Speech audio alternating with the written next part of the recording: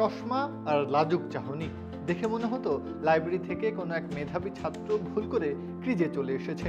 অথচ সেই 18 বছরের চশমাধারী কিশোরী একদিন হয়ে উঠলেন কিউই ক্রিকেটের প্রধান সেনানী। ক্রিকেট মাঠে লড়াই করতে করতেই পেরিয়ে গেল তার জীবনের অর্ধেকটা। তিনি আর কেউ নন, ড্যানিয়েল ভেটরি। সময়ের পরিক্রমায় ভেটরির বাহ্যিক অবয়ব অনেক বদলেছে। লম্বা সোনালী চুল ছোট হয়েছে, ফ্রেম বদলে চশমা হয়েছে আরো চওড়া, আর চিবুকে ঘন হওয়া দাড়ি যেন ঠিকরে ওঠা অভিজ্ঞতার সমতুল্য। কিন্তু তার বাঁ হাতের বিধ্বংসী স্পিন আর মগজ খাটিয়ে বল করার জাদুকরী কৌশলে কখনো মরিচা পড়েনি। ব্যাট হাতেও তিনি ছিলেন অদম্য।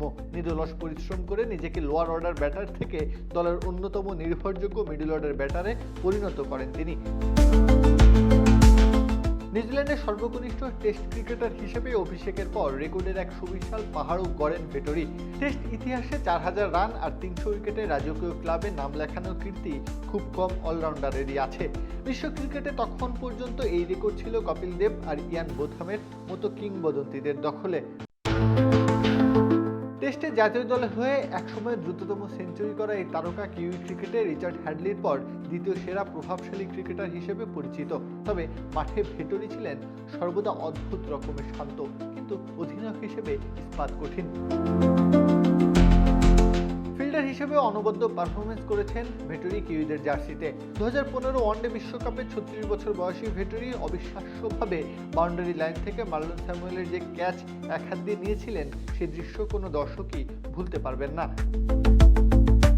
এরপরও বিশ্বের অবমূল্যায়িত ক্রিকেটারদের মধ্যে ড্যানিয়েল ভেটরির নাম অন্যতম।